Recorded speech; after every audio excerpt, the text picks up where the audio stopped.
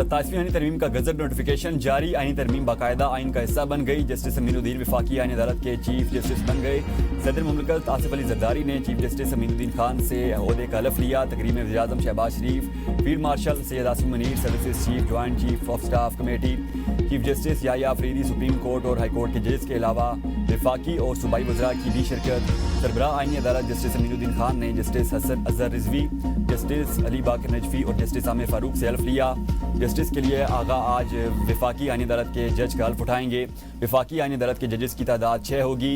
Islamabad high court के 5 जजेस justice Mohsin Akhtar Kayani, justice Tariq Mahmood Jahangiri, justice Babar Sattar, justice Sardar Ejaz Ishaq और जस्टिस समन रिफत ने आईनी अदालत के जजेस की हल्फ बर्दारी की तकरीब में शिरकत नहीं की। आईनी अदालत इस्लामाबाद हाई कोर्ट के टॉप फ्लोर पर होगी। जस्टिस मुसरत हिलाली का खराबी सेहत की वजह से आईनी अदालत की जज बनने से इनकार। वफाकी आईनी अदालत के चीफ जस्टिस अमीनुद्दीन ने साबिक डिस्ट्रिक्ट एंड सेशन जज मोहम्मद हफीज़ को रजिस्ट्रार आईनी अदालत लगा दिया। मजहर भट्टी को सेक्रेटरी टू चीफ जस्टिस वफाकी आईनी अदालत तैनात कर दिया गया।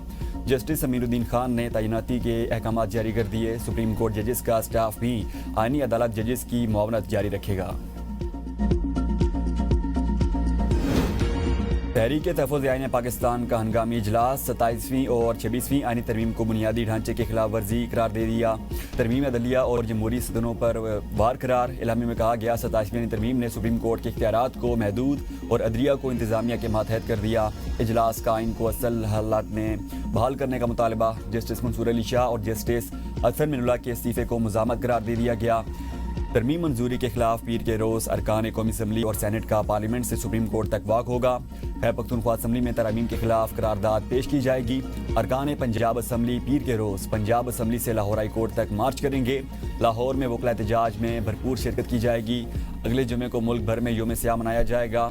इजलास में खैबर पख्तूनख्वा अमर जरगे के एलामिया की मुकम्मल हिमायत का ऐलान। बानी PTI बुशरा बीबी, PTI की आदत और कारकुनान की रिहाई का मुतालबा किया गया।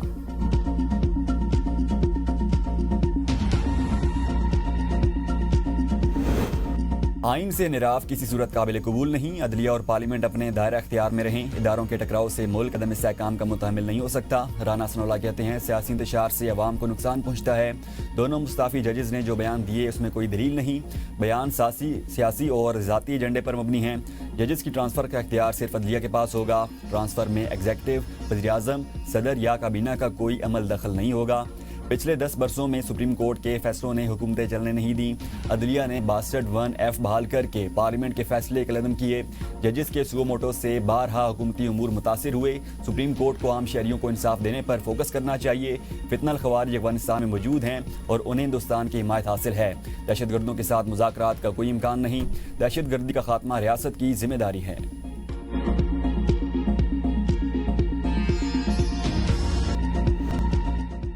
पाकिस्तानी बल्लेबाजों का शानदार खेल। श्रीलंका को दूसरे वनडे में 8 विकेटों से शिकस्त। पाकिस्तान ने सीरीज भी जीत ली। बाबर आजम की शानदार सेंचुरी, नाकाबिल शिकस्त 102 रन बनाए। रिजवान भी 51 रन बनाकर नॉट आउट रहे। पाकिस्तान ने 289 रन का हदफ बासानी 2 विकेट्स पर हासिल किया। फ़खर जमान ने 78 रन की उम्दा इनिंग्स खेली। ओपनर्स ने 71 रन का आगाज दिया। साइम अयूब ने 33 रन बनाए। श्रीलंका ने पहले खेलते हुए 8 विकेट्स पर 288 रन बनाए। इब्रार अहमद और हारिस रऊफ की 3-3 विकेट।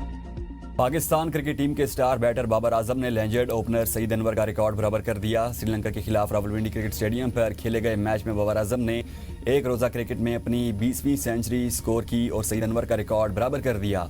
बाबर आजम ने 807 दिन बाद सेंचुरी स्कोर की। बाबर आजम ने 10 साल के दौरान 138 मैचेस की 135 इनिंग्स खेली और 20 सेंचुरियां और 37 निस सेंचुरियां स्कोर की। सईद अनवर ने 14 साल वनडे कैरियर के दौरान 243 मैचेस की 244 इनिंग्स खेली और 20 सेंचुरियां और 43 निस सेंचुरियां बनाई।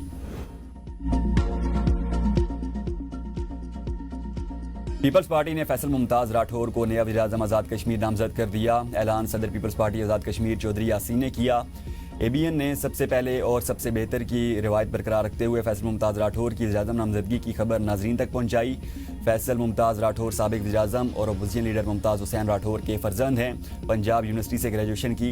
पीपल्स पार्टी के टिकट से दूसरी मरतबा मेंबर असम्बली बने। आज़ाद कश्मीर के पसमानदा इलाके हवेली से ताल्लुक़ रखने वाले फैसल मुमताज़ राठौर दूसरे वज़ीर-ए-आज़म आज़ाद कश्मीर होंगे।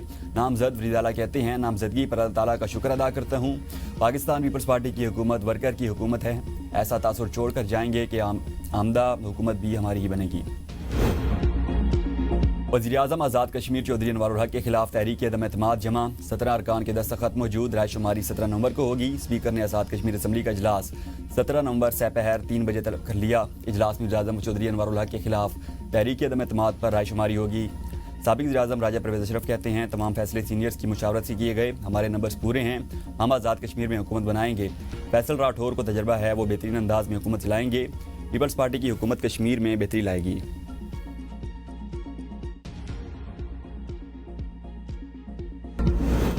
खैबर पख्तूनख्वा मोहम्मद सोहेल आफरीदी ने रेडियो पाकिस्तान पर 9 मई हमले की तहकीकात के लिए इंक्वायरी कमीशन कायम करने का ऐलान कर दिया। सूबाई काबीना के इजलास से खिताब करते हुए कहा, सियासी इख्तलाफात अपनी जगह, लेकिन अमन हम सब का मुश्तरका हदफ है।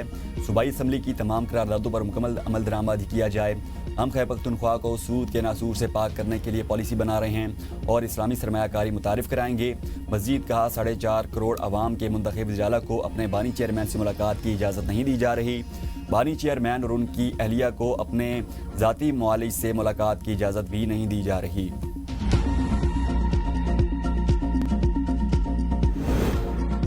नायब वज़ीर-ए-आज़म इसहाक डार से अमरीकी नाज़िमुल अमूर नेटली बैकर की मुलाकात। पाक अमरीका दो तरफ़ा इक़्तिसादी और सरमायाकारी ताउन पर बातचीत।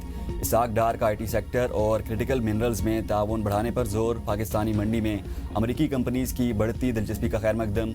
हरीपुर में गूगल क्रोम असम्बली लाइन के क़याम को सराहा।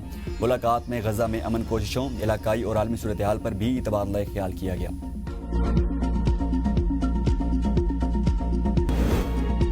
फील्ड मार्शल आसिम मुनीर से ताजिकिस्तान के वज़ीर दिफा की मुलाकात। दोनों ममालिक का अस्करी ताउन, इंसदाद दहशतगर्दी की तरबियत और इलाकाई सलामती के शोबों में ताउन बढ़ाने पर इत्तिफाक। मुलाकात में दो तरफ़ा दिफाई ताउन पर भी गुफ्तगू हुई। ताजिक वज़ीर दिफा ने पाक फ़ौज की पेशा वराना महारत को सराहा।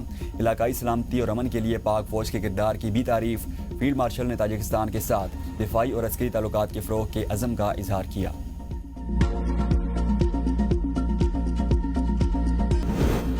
खैबर पख्तूनख्वा हुकूमत ने गवर्नर के लिए VIP गाड़ियों की खरीदारी का मामला मौखर कर दिया। सूबाई काबीना इजलास के तरमीमी एजेंडे से गाड़ियों की खरीदारी एजेंडे से निकाल दी गई। गवर्नर सेक्रेटेरिएट की जानिब से VIP गाड़ियों की खरीदारी की सिफारिश की गई थी। सोशल मीडिया पर गवर्नर के लिए VIP गाड़ियों की खरीदारी पर तनकीद के बाद सूबाई हुकूमत की जानिब से खरीदारी का मामला एजेंडे से निकाल दिया गया।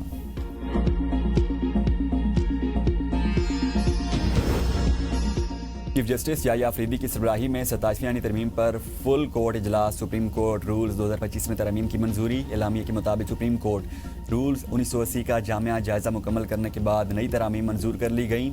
अपडेट अदालती रूल्स से सर्विस डिलीवरी में बेहतर आएगी, सस्ता और फौरी इंसाफ मुमकिन होगा। फुल कोर्ट इजलास में सुप्रीम कोर्ट के 19 में से 17 जजेस शरीक हुए। जस्टिस मुनीब अख्तर और जस्टिस आयशा मलिक ने इजलास में शिरकत नहीं की। सुप्रीम कोर्ट के जजेस की मजमूई तादाद 24 थी। 2 जजेस के इस्तीफे के बाद तादाद 22 हो गई। 3 जजेस की आईनी अदालत मुंतकिल होने के बाद जजेस की तादाद 19 रह गई।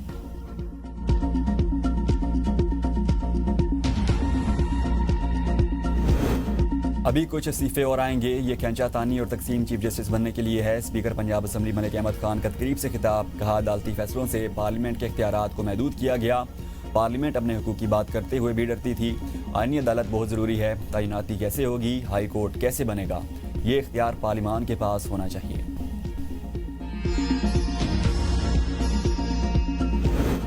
सत्ताईसवीं आईनी तरमीम के बाद हाई कोर्ट्स में इख्तियारात का नया तनाज़ा। आर्टिकल 199 के तहत सिर्फ आईनी बेंचेस केसेस सुनेगा। लाहौर, पेशावर, बलूचिस्तान और इस्लामाबाद हाई कोर्ट में आईनी बेंचेस मौजूद ही नहीं। आर्टिकल 199 की रेट पिटीशंस कौन सुनेगा, कन्फ्यूजन बरकरार। आर्टिकल 202A में कहा गया है कि आर्टिकल 199 के तहत सिर्फ आईनी बेंच केस सुनेगा। तरमीम पास होने के बाद दायर होने वाली रेट पिटीशन कौन सुनेगा, रजिस्ट्रार ऑफिस ने सर जोड़ लिए। खिलाफ आइन असम्बली तहलील करने वालों को पार्लियामेंट की बालादस्ती हजम नहीं हो रही। समोसे पकौड़ों पर सुओ मोटो लेने का बाब हमेशा के लिए बंद हो गया। वज़ीर इत्तलात पंजाब उस्मा बुखारी का बयान। कहा कि तमाम इदारे आइन के ताबे हैं और पार्लियामान सुप्रीम है, यही सिविलियन बालादस्ती है। एक रात में 50 बिल पास करने वालों को आइनी तरमीम पर एतराज़ है। जनरल आसिम मुनीर की क़यादत में पाक फ़ौज ने 10 मई को तारीख रकम की। वज़ीर-ए-आला पंजाब मरीम नवाज़ COP30 कॉन्फ्रेंस में शिरकत के बाद लंदन पहुंच गईं। उन्होंने 5 दिन ब्राज़ील में क़याम किया। COP30 कॉन्फ्रेंस में शिरकत से 7 अहम मुलाकातें भी की। मरीम नवाज़ एक दिन लंदन में क़याम के बाद वापस पाकिस्तान रवाना होंगी।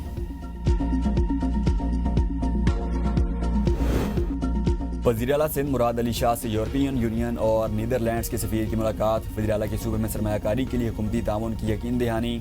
कहा डच फर्म सिंध में कैटल फार्मिंग और डेयरी प्रोडक्ट्स के सेक्टर में आगे आएँ। सिंध हुकूमत डच सरमायाकारों को हर मुमकिन सहूलत फराहम करेगी। नीदरलैंड्स के सफ़ीर का सिंध में मुख्तलिफ शोबों में सरमायाकारी में गहरी दिलचस्पी का इजहार।